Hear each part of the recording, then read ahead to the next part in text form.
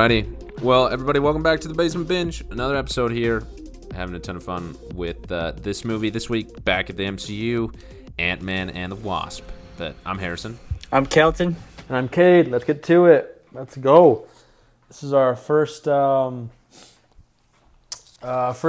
Spoiler Wall. This is the point where we do not spoil or ruin anything about this movie. This is the part where we really talk about what we liked about the movie just by giving you a little bit of an inside scoop about what we thought about the movie without ruining it. We got 1 minute to do this, each of us, to give our spoiler wall. And who wants to start? All right, Kate, you want to start? I can time you. Yeah, you got timer ready? All right, yeah, ready? In 3, 2, 1, go. Okay, this movie, man. Oh, I love this movie. The action and Scott Lang is such a pivotal character. Ant-Man, so important for the Avengers and for Marvel. He's so much fun to watch. His dialogue, his commentary is so funny. And all these classic heroes and classic characters that you knew from the first Ant-Man is just dilated to a level 10 in this movie. And it's so great, so funny. And in my opinion, all the people that I didn't like in the first movie are either out of the movie or they are put to the side. And so I really recommend this movie for anyone who really wants to have a good time. This movie is a good kickback and have fun. As far as timelines go, this is after Infinity War. So it's, it might feel like it's a little more downplayed, a little more sad, but it's complete opposite. And it really just delivers on just the entertainment. So I recommend this movie 100%. All right, that's Kate's spoiler wall. I hope you don't mind me going next, Harrison. So, Go for Kate, it. you got a timer for me? Yeah, I'll get it. Let me pull it up here. Ready, go. All right, so Ant-Man and the Wasp. So, watching this in the way we have, in the MCU order, like time when it was released, this is kind of weird to watch right after Infinity War because it's like, well, what about, like, Thanos, Like, you're kind of, like, itching to, like, get into that. But, so this is a step back away from that movie, and it's its own little world of what's happening, like, with Scott Lang and everything. And it's a great standalone movie. I think this is a movie that a lot of families would enjoy. It is very, very clean. Like, there's very little language and, like, anything besides that. Like, even the violence is, like, super, super low. But I had a lot of fun watching. It's just very, I don't know. I've kind of taken an easygoing attitude to watching this, and it made it really fun for me. So I would really recommend watching this movie, just if you're down to have, like, a good time with your friends, just because it's pretty dang funny. I laughed out loud a couple of times. But, yeah, I think you guys should all check it out.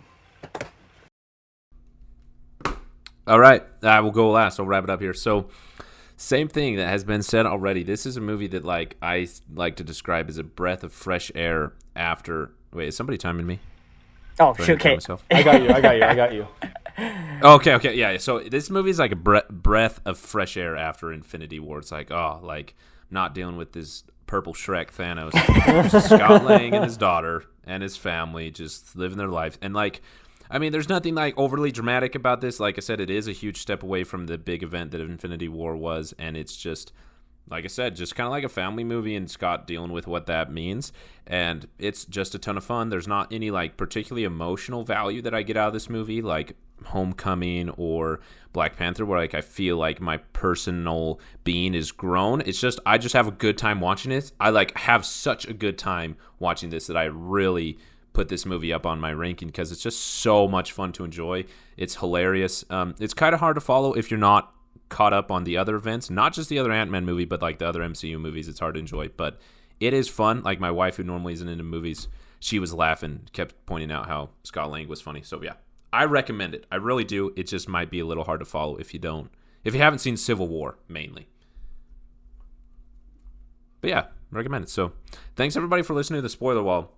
We appreciate it. We appreciate us following along. Some good things are happening here. We got some exciting news coming a little bit later. Subscribe for that. But we're also kind of crank out as many episodes as we can, working around our busy schedules, which I appreciate Kate and Kellen make work. But yeah, we're doing it for you guys. So definitely subscribe, keep downloading the episode. If you haven't seen Ant-Man and the Wasp, or you want a quick refresher before we spoil everything, go watch the movie, come back, and listen to the main episode. Everyone else, on to the regular scheduled program with 2 cents. Woo! 2 minutes of uninterrupted time to say what we want. Total spoilers. And I'll Let's go first. get it. All right, I'm timing you. 3, 2, 1, hit it.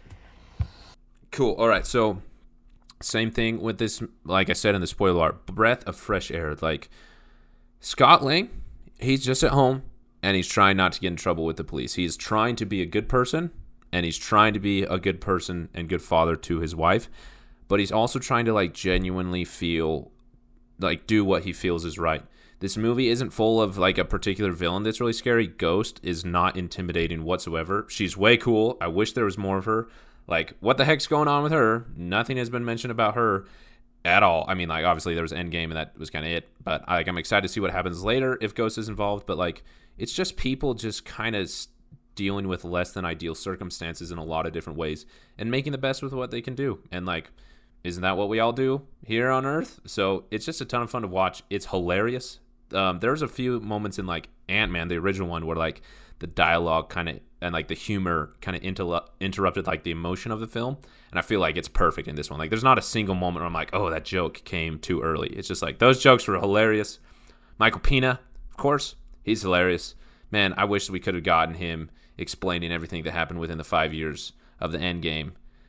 That was a missed opportunity. Like, at least it's like a bonus feature on the Blu-ray or something. Like, I still am waiting for that. Come on, Marvel Studios. But I mean, I don't have much to say about this movie, even going forward later in the podcast, besides it's just fun to enjoy. I love the way Ant-Man and Wasp fight. She is just a boss. Hope is. I'm also really attracted to her. But she's just sweet. I mean, like, the shrinking and growing is fun. It's just like, it's just a fun movie.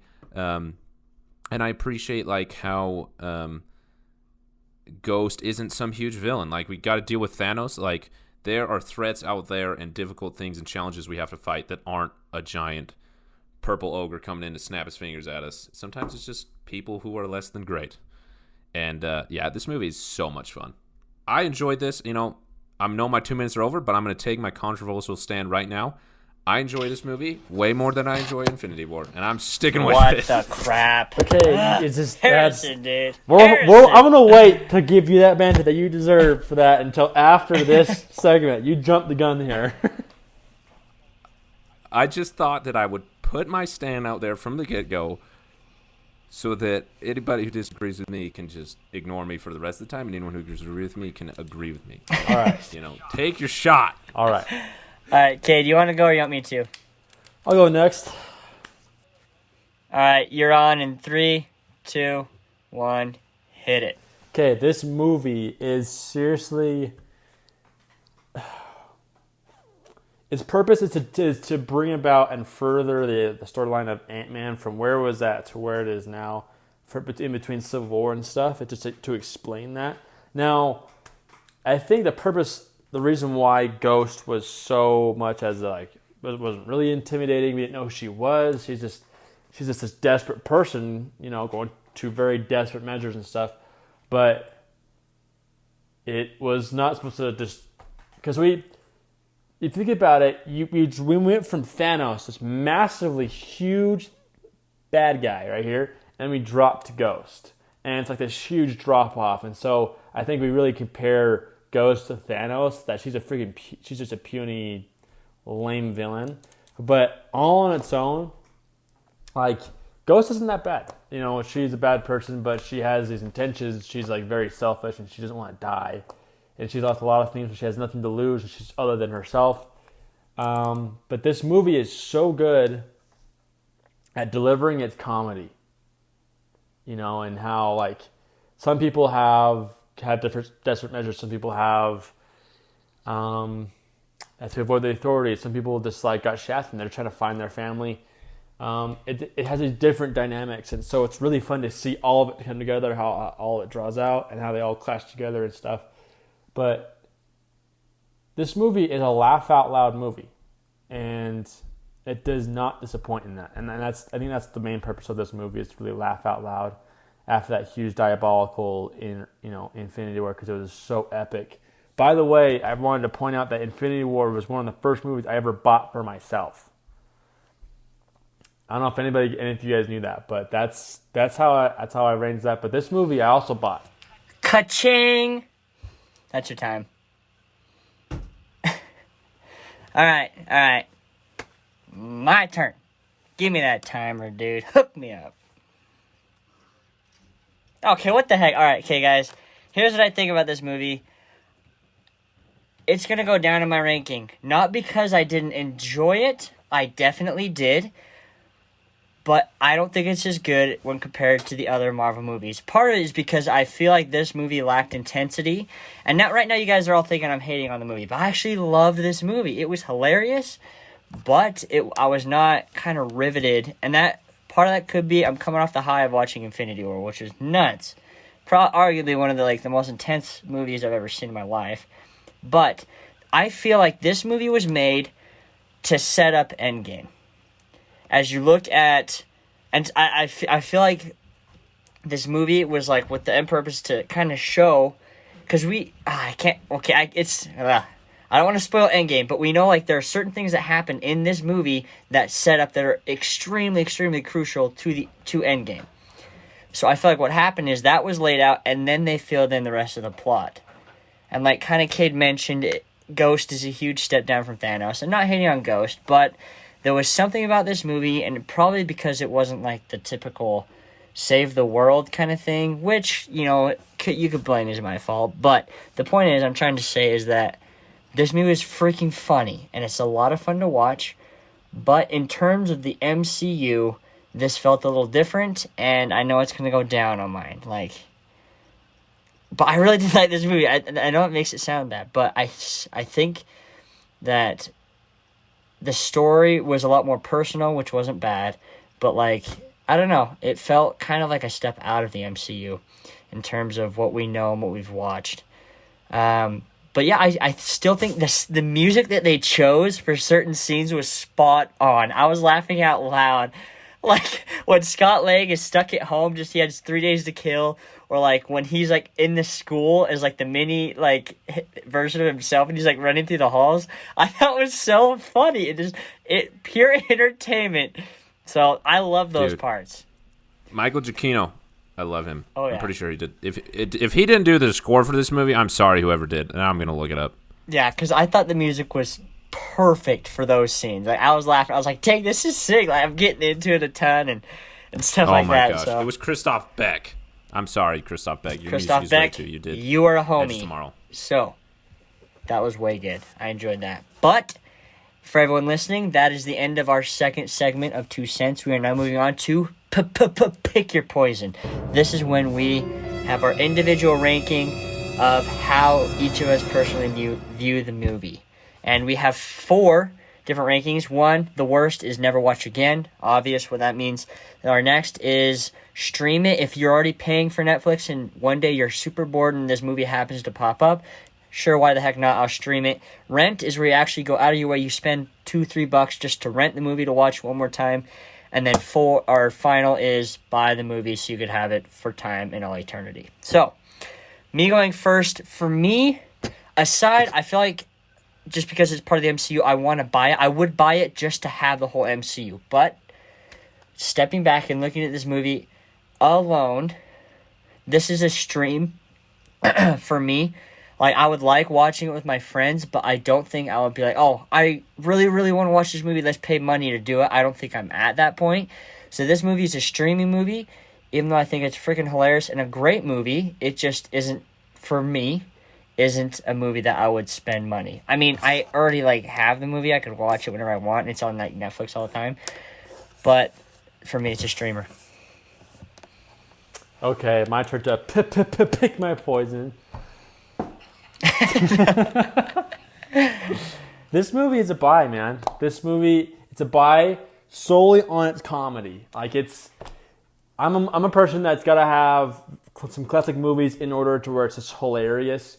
And Ant-Man and the Wasp and Ant-Man are in that criteria where you've got, at least for me, you got the Galaxy Quest, you've got the Sandlot, you've got Secondhand Lines, and then you can throw in Ant-Man and the Wasp because it's got that quality comedy At least you can laugh about it over and over and just quote about it. It's the longevity of the comedy is what makes this movie a must buy. So I don't know what your deal is. All right. It's hard to explain like how I feel. I love this movie. It's just a streamer for me. What about you, Harrison? I'm gonna be a buy on this movie, and like this is a weird movie for me. I do not feel particularly passionate about this movie.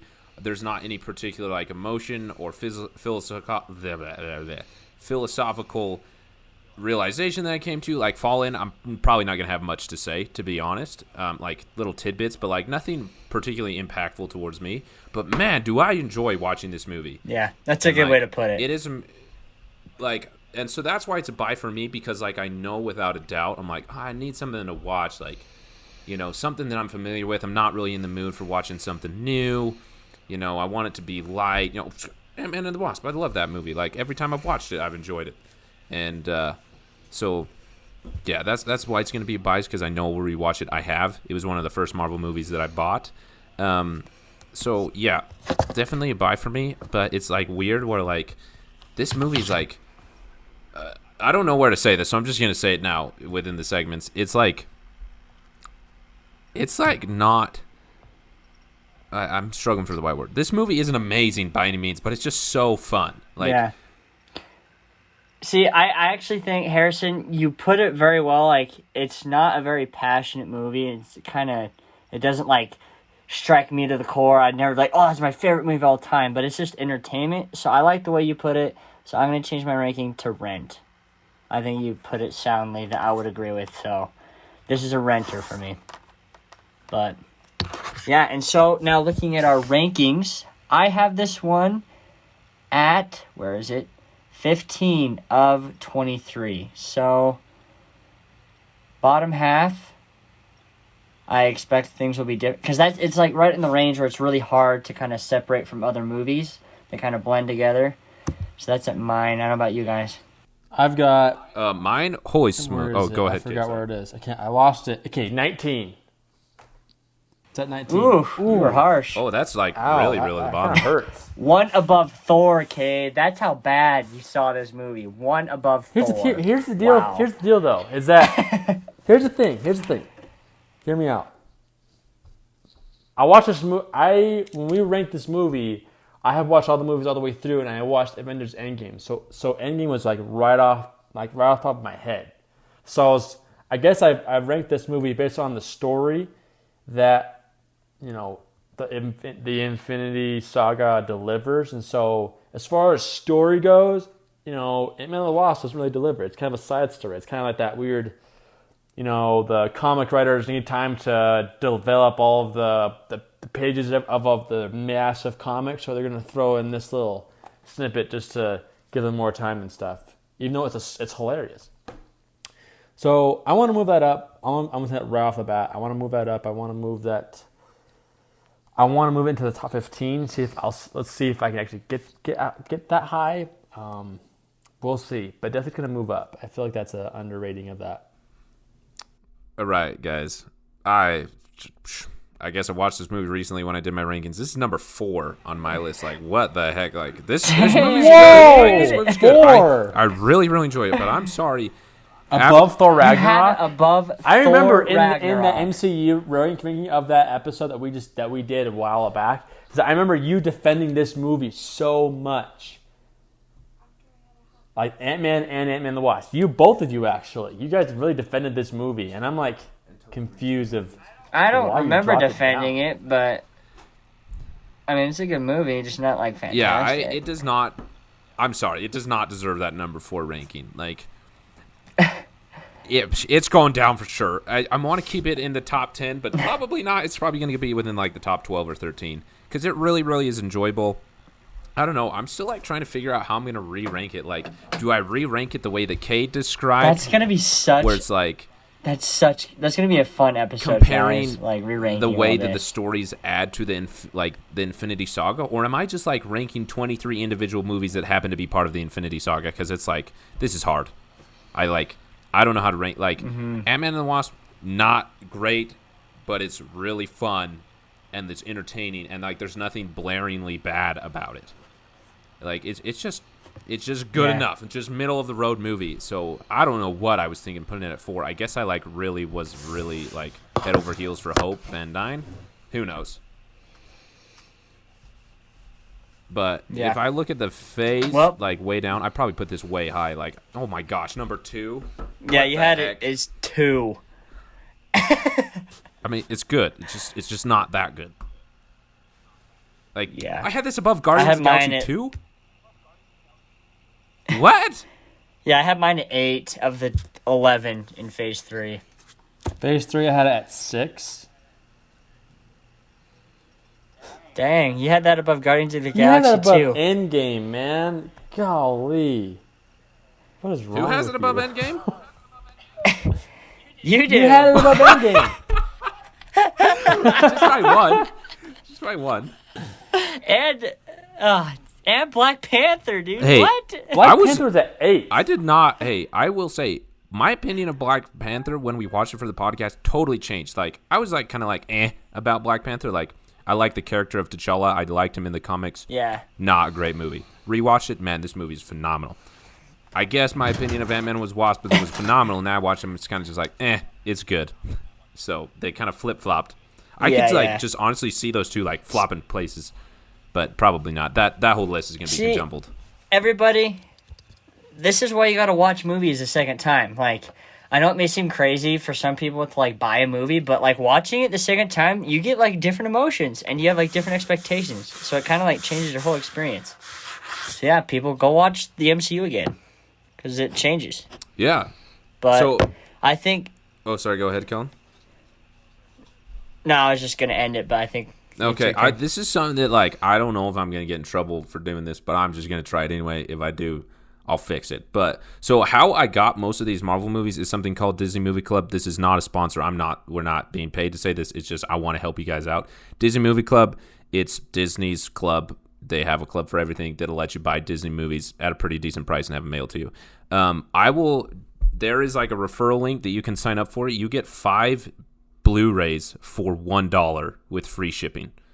It's like a crazy deal. Oh, dang. So yeah, if you can sign up for there, I'll also add the promo code that lets you get free shipping. But yeah, you get 5 Blu-rays for $1. The only thing is you have to like agree to buy like 3 more Blu-rays within like 2 years, which is easy. Like that's totally worth 5 Blu-rays for $1. So like if you are into the Marvel movies and you're wanting to start collecting them, I'll put my referral link for Disney Movie Club, which is how I got all these. Again, not a sponsor, just helping you guys out. You can get 5 of them already for $1. So, yeah, that's in the show notes. Yeah, again, not a sponsor. Just trying to be nice to you guys. All right, I think that goes into our next segment now. Kay, do you want to take it away? All right, I'll take it away. Next one, let's do this. This one is the binge points. Little references in the movie that you just kind of notice. You want to point out. It doesn't have to be necessarily a reference, but just maybe something that reminds you of a movie or remember a moment before or after. But let's get to it. Anything that you want to point out in the movie that just comes off the top of your head? Yes. Okay, I think Scott Lang is like all of us at heart. Like, there are times when everyone's talking all sciencey, quantum realm physics, and he's just like, I don't even know what that means. Like, everyone's talking super science jargon, and he's just like, oh, yeah, I totally know what you're talking about. I know what you're talking about. And so, like, some people, like, they ask him questions, he's like, yeah.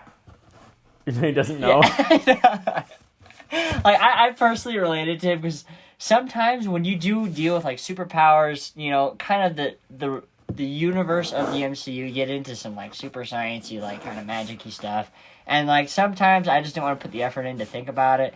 And so, like, I feel like Scott Lang was just, like, totally voicing how I feel about a lot of those moments. It's like, oh, quantum realm, we gotta, like, jump this and, like, align, like, the freaking whatever, like, the particles. And I'm just like, huh? And Scott Lang's like, I don't know what you're talking about. Just the thing. So I love that. Like, I want to know how much of that Paul Rudd either improvised. I know that he has, like, a big impact on the script for the comedy, but, like, when she's talking, like, like it's a super emotional moment when he realizes the vision was like a sign that the mom put in his head, and Hope is like, that's where I hid every time. He's like, I don't think you understood the concept of the game. Like, it's just like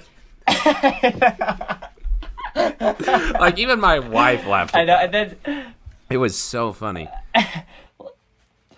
I think my favorite line of the whole movie is when I think it's in that same scene, and he mentions like, so yeah, I think I had like a vision of like your wife or like your mom, whatever, and oh my, what's his name? The dad. Hank. I'm so Hank bad at Pym. names. Yeah, Hank. Sorry. Yeah, Hank Pym. He's like, oh, I think he got entangled with my wife, and Scott's like, I would never do that, Hank. to your My wife, respect man. to you is for I much. respect too much. And it's like, It's so genuine though. Like every like no one. Paul Rudd, he is so good at acting. Like I have more to say about that in Endgame, but like every line, even the comedic ones, like I don't think you understood the game of hide and seek, or like I would never do that. I respect you. Like it is a funny line, but like the way he delivers it is with absolute genuine truth. Oh. Like he is not making a joke. He's being Oh, yeah. serious. Yeah, exactly, and that's why it comes off as so dang funny. Is because like, you know, it's like, oh, I would never do that to you, Hank, and just be like, like a chuckle. But he's like straight up, there's like, I would never do that to you, Hank. My respect for you is too high. And it's like, what? I was just laughing so hard at that scene, that line, and so and there's so many like moments like that in this movie that I just totally enjoy. I can't remember them all, but like. The Baba Yaga crap, or like the truth serum and whatnot. He like stares at Hank Pym, and Hank's like, "What the frick is he talking about?" Oh, But I have to hold back for like least and likes though, because I'm gonna get too carried away. oh. Any But- scene with Michael Pena, Another. best scene in Go the ahead. movie. Like he's like, what? Oh, He's like, Oh, what? yeah. What about the? He's like, what about a budget? Have the oatmeal packet. Put some sugar on it. Like, he's so funny. some Tastes like sun. See, and then like there's the part when he calls Scott to let Oh him know my that the feds gosh, are on it's their like way, and like the ghost, and then like what's funny, he tells all this bad stuff, and he's like, and I hate the way you load the dishwasher, and he's like, oh, like he's Oh, got the you true put serum. you put pit on the top rack. You don't do that. It's just like the delivery is so freaking funny because that like. You're like, oh crap, the ghost lady's after her. Oh crap, the feds are after us. And you load the dishwasher on. Like, that was like the order he said it. And it was just like, so like the way it made it sound like he was just holding that back for like the right moment. And the truth serum just made him all crazy. But I totally agree with Harrison. He is so freaking funny in Ant-Man and Ant-Man and the Wasp. Solid character. Oh, when he shows up in the car. What's What's up? And, like, even though he refers to the And they just commercial, he's like, stare you know at that him? beloved commercial? Like, who calls it beloved? He's like, What's that? What's He gets in the car with her. You want some pets? All right. Cassie gave this for me my birthday. See, and then like, then when they like go back in time and he's like narrating, and like when they're in jail, he has that like stupid What the like heck curly is long that? hair. It's like, oh, we're gonna be homies now. It's like just the way he described it is so dang funny. That it's like we've all said, this movie is pure entertainment, like almost solidly for Paul Rudd and Michael Pena. Like, so freaking good. Oh, my gosh. And, like, you know, the other binge point I have here is, like, there's never a point in the movie where, like, I'm bored. Like, even when they're talking about quantum stuff, even when they're, like, making a plan, like, when nothing is really happening, they're just driving around. Like, it's just fun. Like, the chase scenes are way fun. Like, everything feels, like, so fresh. Yeah, the combat. Yeah, the combat's fun. Like, there's never a dull moment. Like, even the moments that, like, aren't action or chasing or comedy, like, there's never a moment that's, like, not fun. And it's just, it's hilarious. But also, I don't know if this is a binge point, but I'm just going to say it. Who knew how important this movie was going to be? Like, I remember being in the theaters and just having the time of my life. Like, yeah. not what I expected this movie to be after Infinity War, but, man, that was a ton of fun. I totally loved it. And then, like, them getting snapped at the end and, like, feeling that, like, sick feeling in my stomach and being, like, furious. Like, obviously didn't happen this time. That's a good But, way like, to put it. just like, oh, my gosh. And then, like, later, I don't want to spoil things, just, like, seeing how important this movie would become. Who knew? I had no idea. I just thought it was going to be just a fun movie that ended on a sickening note. But yeah, it was like a snap back to reality. It's like, oh crap, Thanos, like that's still happening, and like now Scott is trapped in the quantum realm. Like, frick. That was nuts. and crucial, like you said, crucial to Endgame. The other thing, this is a binge point. This But- is another one One of those thing movies. I forgot to point out is that none of the ants got snapped, or you don't see them get snapped. You know, I was like, What do you the mean? ants. None of them get snapped. Like, they're gone. Half of them are gone, and they're still there. I just thought that was interesting. I was like, what? I don't know. Maybe that's completely irrelevant. Yeah,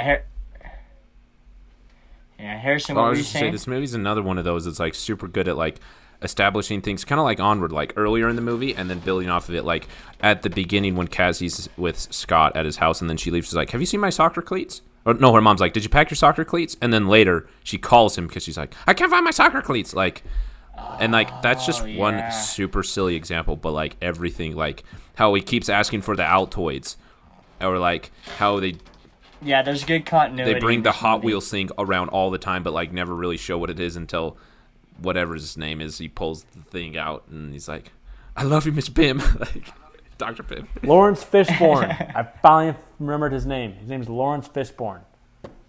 The guy from The Matrix. That's his Who? name. Oh, the guy who plays Morpheus? Yeah. I paid attention Yeah. to the credits this time. Oh, okay. Actually, that reminds me. My other binge point that I'm glad you said that, Cade. The credits, like the stylized credits between the end of the movie and the first end scene where they get snapped, those credits were so cool. Like someone took the time to set up either like with CGI or like actual toys in like a little miniature environment and then film it. And it looks way stylized and it's so cool. And it's like the most unimportant thing in the world. But it was so, like, my wife almost reached over and closed the laptop because we were watching it in bed on my laptop. I was like, hold on, I'm watching this. Like, Shout out to the person who Yeah. ever did that. I enjoyed that. But I don't have any other binge points. Oh, except for Kellen already mentioned this. Yeah, The music, I'm sorry, Christoph Beck. I love your music. I don't know why I thought you were Michael Giacchino. But the music is so good. From, like, even just, like, the simple Ant-Man theme is sweet. But, like, the humor when he's in, like, the school and he's miniature and how it's, like, still the Ant-Man thing. But, like, comedy to, like, the scene when the car chase really starts and, like, Hope, like, flips a van around, does, like, a 180 with it. And, like, starts, like, that electro synthy music. Like, every moment the music is just so good. Oh yeah, solid. But yeah, I think unless you guys have any other bitch points, I think. Okay, least and likes. Here it is. Kate, I'm gonna pick on you. What's your least favorite scene?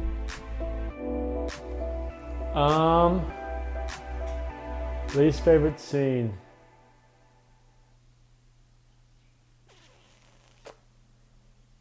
I'd say when he becomes big and he's a giant, and like the guy goes on a boat to like, get away from Scott Lang, and he just jumps in the water and takes the little thing, and then he falls over in the water. And it's like, that was anticlimactic. I don't know. I was guessing for like a lot of some funny little thing, because the guy's like goes to take it from his hands. He's like, it's like, let go, you're embarrassing yourself. And then like finally lets go, and then he kind of just like pushes him over really slow. It's like, okay, I was expecting you to like pick him up and throw him in the water or something. But I don't know. I didn't like that scene.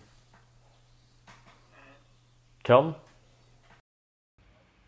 I'd say my least favorite scene was anything with that guy, like that gangster mob. Sunshine rich or whatever? dude.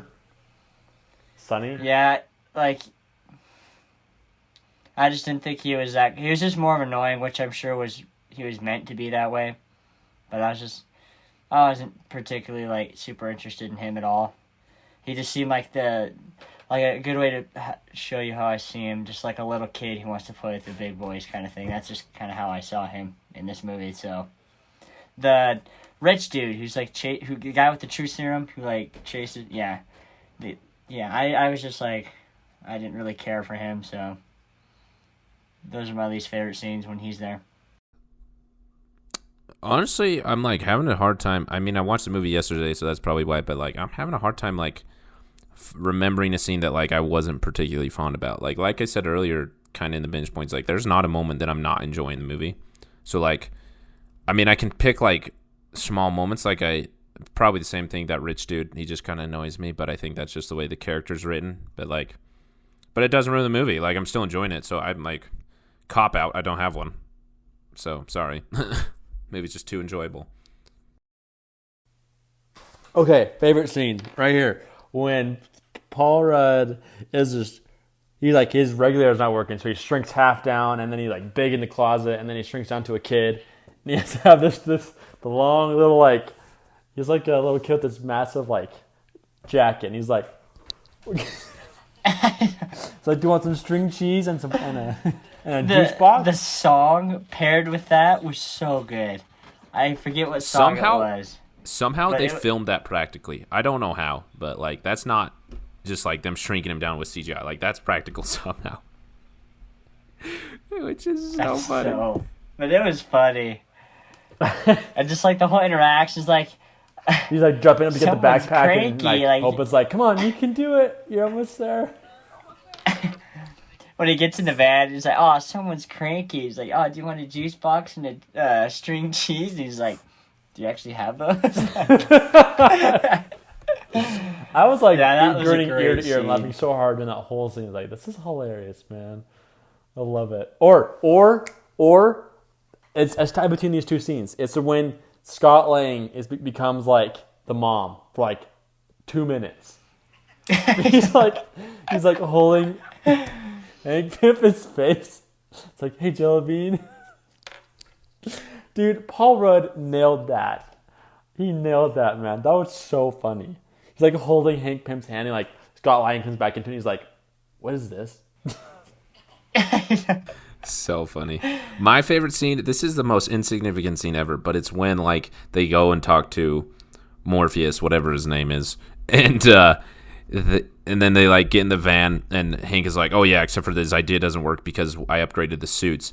And Scott's like, what if we have an old suit? And I don't know his name, but the actor who plays Hank Pym, just his acting in that scene is so funny to me. His smile is like a frown, super concerned, but it's half open on one side, and his glasses, I don't know what it is, just his face makes me laugh. But then in one scene, he's like, what? You sent my throats to the mail! And the way he says mail, kills me every time. His voice cracks, and it's just I don't know. That's really insignificant, but it's my favorite part of the movie. See, what makes that scene so good, though, is because it's, set up earlier when he asks if you have the suit, and he's like, no, I destroyed. He's like, you destroyed my suit? And he's, super pissed. That's my life's work. And then Scott, uses that exact same line, later. He's like, oh, I actually have the suit. He's like, you have my suit. He's like, well, what's one of your, most important, technologies? It's your life's work, I just think that set it up really good. I just love the way he says mail. He's like, you send my throats to the mail! It's just so funny to me. Oh, man. I say for favorite scenes, I think I agree with Cade in that order. My favorite scene was the little kid at school, and then when Paul Rudd or Scott Lang is pretending to be the mom. Just the whole, how he just looks at Hope and winks at her and calls her Jelly Bean and cradles her face. It's it's for me, it's her forehead. Too much. And Hope's what the fuck? Yeah. I'm almost really uncomfortable watching it just because it's so weird and strange, but it's so funny at the same time. I enjoyed it so much. It's oh, here it comes, and then he drops it in the face. I'm like, oh my gosh. I might go back and watch that scene. Yeah. It's so funny. Oh, and then honorable mention, I think, goes to Michael Pena for when he's narrating. That's just solid stuff. Smell you later, Smell you later. Just, smell you later, schoolboy or something. It's just, it's so, because, they say it, but it's his voice coming out and, how he would tell the story. So it's just freaking hands down funny.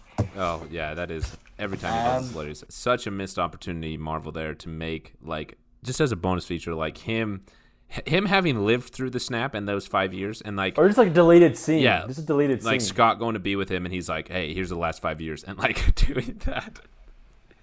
What's it been like? And then Scott... It would be so funny. Oh, everybody wants it. Come on. But petition for them to add that scene.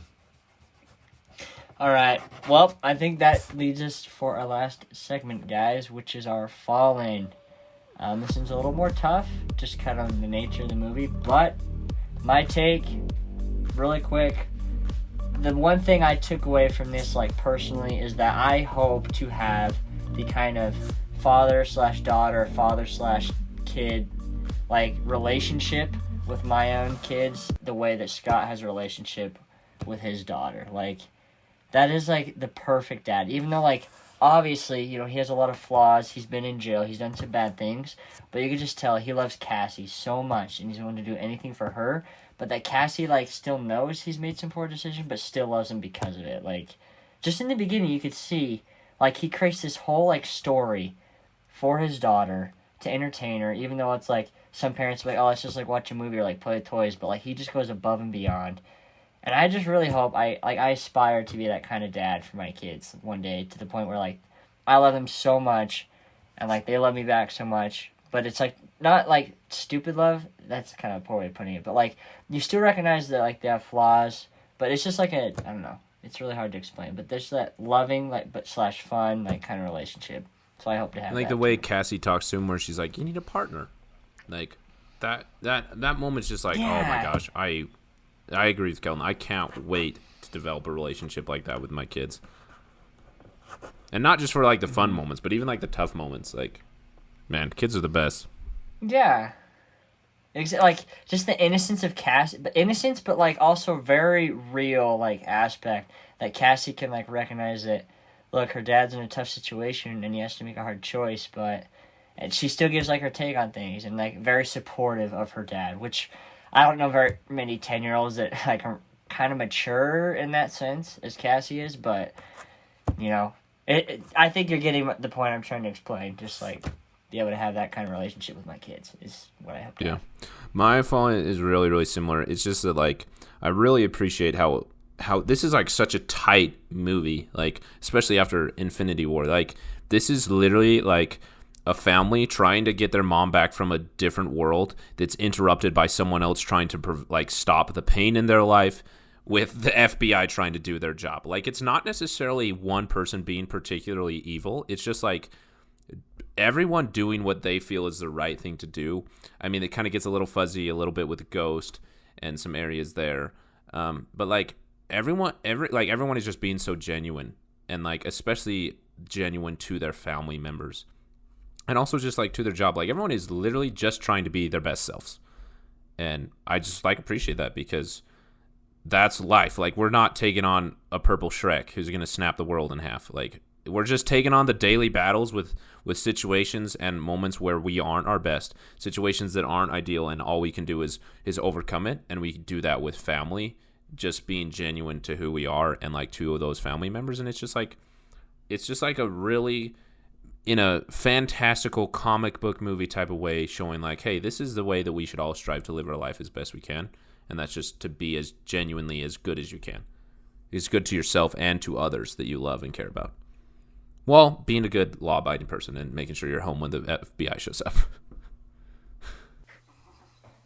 I think it points out that you can be a good person no matter what mistakes you've made before, because it shows, you know, I think it just shows a lot of normal people going through life. Because there's Scott Lang, he was trying to stay home for his kid, and then having a relationship with his daughter, and then have a relationship with his the step husband and stuff, and his former wife and everything, and also Ava just trying to, like, just survive and stuff. It's like they're all good, and everything that has some sort of good intentions, like trying to save their own life, trying to obey the law, trying to do your job, trying to, you know, save the world, or, like, try to bring back your family. Like, they're all good intentions. That it's all this big clash and conflict all at once, and it's a point where,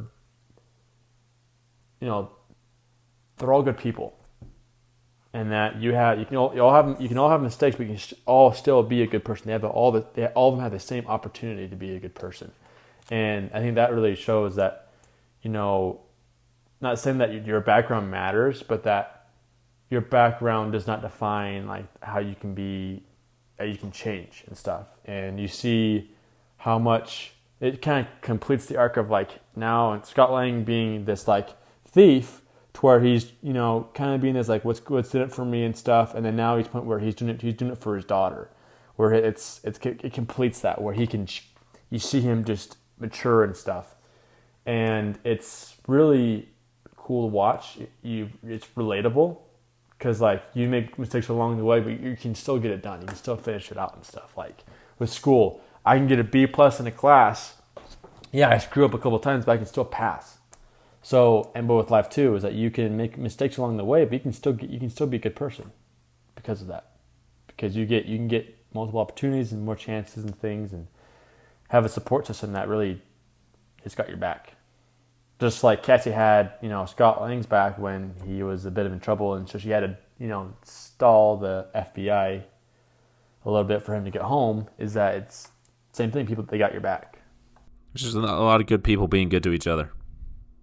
That's all I have for this segment, but it's been this movie is awesome. I want to watch this movie with my kids. Yeah, it's just a solid movie to enjoy. It's just a lot of fun.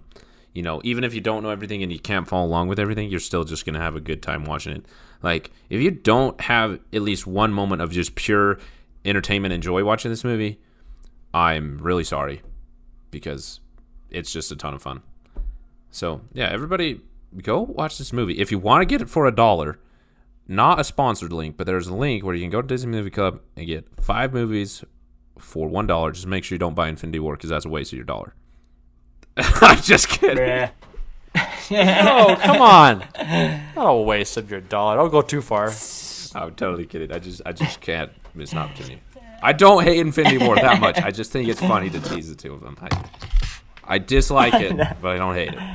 So, but thanks everybody for listening. We got some more episodes coming out. I don't even know what we're watching anymore. My brain these days are blending together too much. I think we got I Am Legend. Captain Marvel is next, yeah? Yes, it is for the MCU. Yeah, Captain Marvel. I'm excited for that. There's another, between the three of us, a controversial movie. So probably get ready to hear the banter. Hey, no, Kelly, I'm going to get heated. Kelton, I'm already way more on your side than I was last time. I will agree. I was not. Heck yeah, dude. A little spoiler for next MCU episode. I was not a big fan of Captain Marvel, and now I am. And I think I have a good understanding of both sides of the argument. I'm going to try and straddle the line there, and then ultimately pick a side. So subscribe for that. But also, Kelton. Wow, I called you Caton. Kelton is mentioned that we're watching I Am Legend next for our quarantine special that we're continuing. Never seen that movie before, so that's going to be a ton of fun. You haven't seen that movie before? Dude, that's going to be fun for you. Oh, that's going to be insane. I'm jealous. Oh, I kind of want to watch it with you somehow. Like, just to be on the phone while you watch that. Oh. Yeah, I'm excited for it. Yeah, that's a fun one to watch with So, friends. yeah, guys, go subscribe to The Basement Binge wherever you listen to podcasts. Check us out on Twitter, Instagram. We're on all of those places. If you want some movies, there's a referral link for you. And, yeah, catch you guys next time. Ciao, ciao. What it do, baby? Peace out, home dogs.